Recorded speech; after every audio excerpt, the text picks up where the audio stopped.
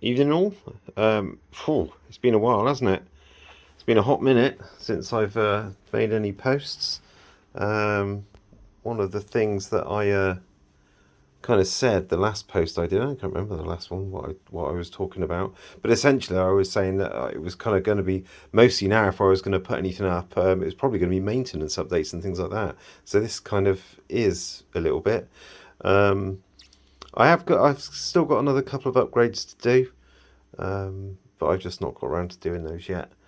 So so today's kind of maintenance update is the front brake calipers, which kind of knackered up quite nicely. Here's the old calipers, which are my HPKs. What is there? Um, yeah, they've kind of died a little bit of a death. I was going out one day, just kind of going around the edge of town, and I was on the dual carriageway and pulled the brakes up, and the brakes just sort of came on permanently. And it turned out that the the seals had got dirty. But then when I took them apart, it turned out, as if you can see here, that there's quite a bit of sort of corrosion and wear around the edge of of the um, the caliper where the dust seal is. So as you can see, the top bit there, that's the top bit. As you can see, that's got a nice sort of lip on it, but the bottom bit hasn't. It's kind of all eaten away. So it kind of made the career decision to take them off. I'm still toying with refurbing them yet. I don't know. The only problem is I think if I get them Cerakoted again, with a gloss Cerakote, I think that might just invite more dirt. But not something that didn't help was the company that chrome plated them, or should I say nickel plated them, actually went over the old coating when they should have taken the old coating off. Now, I don't know if that's got anything to do with aiding this problem here of this corrosion, but there we go anyway. So the Cerakoting guy kind of gave him back because he said he was just basically peeling off the old coat with a scalpel, so he gave them back to me to sort of essentially sit here peeling, and I haven't really done anything with them. But yeah, there you go. So that's the state of the old calipers. I mean, these are 30 years old, so they've had a good outing. To be honest, I've had them for the last sort of 4 or 5 years of their life, so I've had a fair bit of use. Obviously, it's just I would have much rather have kept on using them, but obviously it's my sort of my daily driver.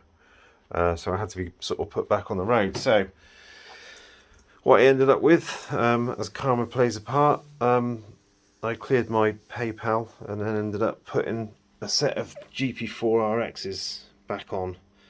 So these ones here, for anyone else that's going to do this upgrade, if you are going to, if you can see there, I've got a road lock on mine, and the road locks come with spacers. But the problem is obviously you've got to kind of make yourself a custom spacer for this caliper.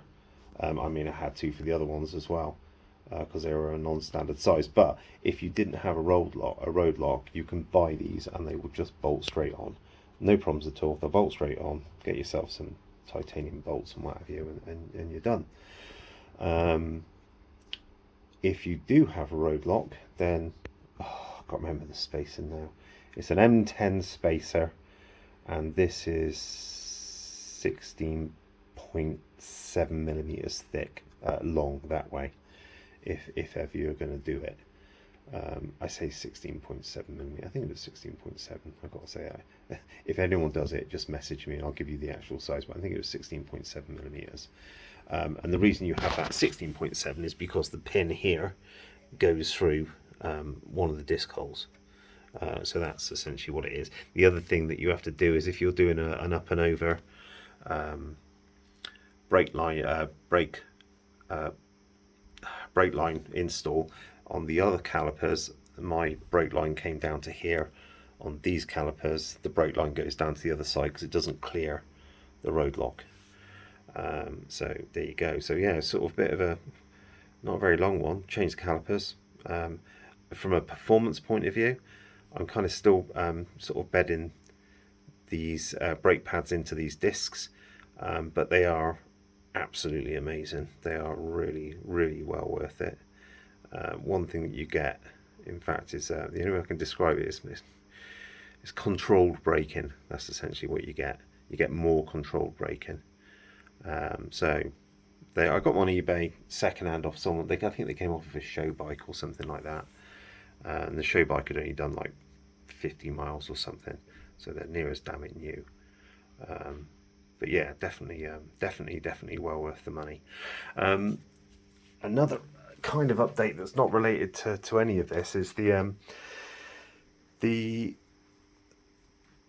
light that me and my brother were building is now finished. The problem is now is we're not sure how to. Well, I say it's finished. As far I haven't spoken to him about it for a little bit, but the last thing he told me is everything was finished from a hardware and software point of view. The only problem that, because my brother's a born worrier, because he doesn't have his own business anymore, he's gone back to like a regular job, is he's not sure how to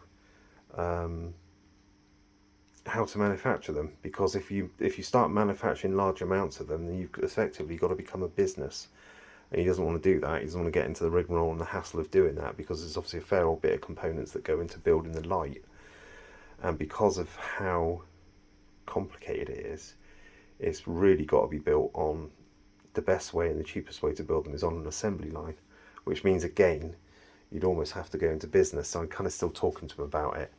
But what I'm going to try and do is, I think he's got one actual unit as his house, because I've got like a test board, which is a sort of huge, great big sort of rectangular breadboard for testing and fault finding.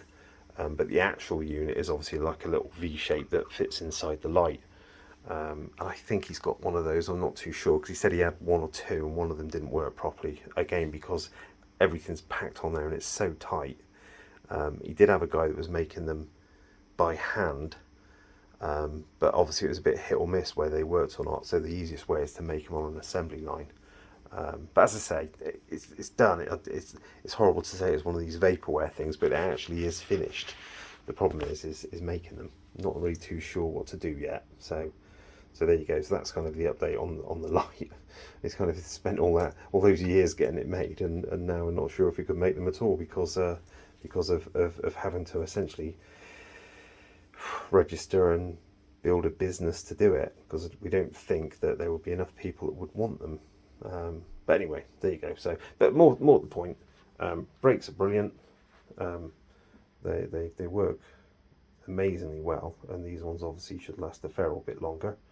The next update that's going to be coming after this is an update to the rear master. So I'm going to put probably a hell rear master on it when when those things are paid off.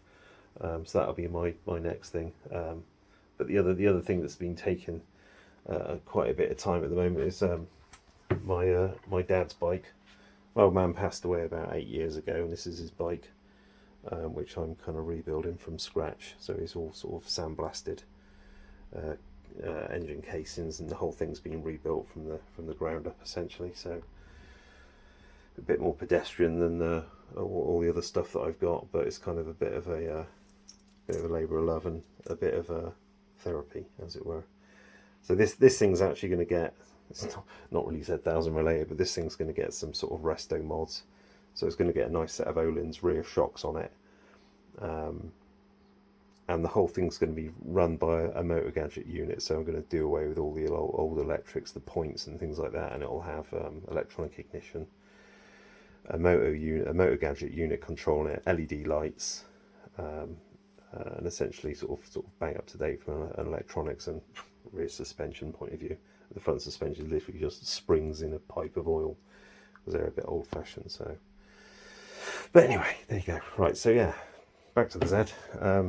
That's the latest update. So there it is. Yeah, just sort of maintenance really, as it were. But I thought you all might be interested in seeing it. But as I say, I still own it. It still works. It still starts on the button. Still great. In fact, I did actually just say I did take it to the TT. And to that French guy that I saw on the mountain that I had a good fucking race against, he was proper, he was, I've got to say, that was good fun, that was. He caught me on the hop, got in front of me, but he couldn't get away from me. Once he sort of gained probably I'd probably say about 100 yards, because he must have passed me about 150 or so. But I caught up with him, but I just couldn't get past him, because it kind of, when you're on the TT on the mountain course, you're kind of all over the place trying to get the sort of racing line. But then that's, you know, what racing's all about, I suppose. But yeah, it was a good tussle, that was, Mr. Frenchie, whoever you are. Anyway, there you go. Yeah, maintenance update over. Cheers.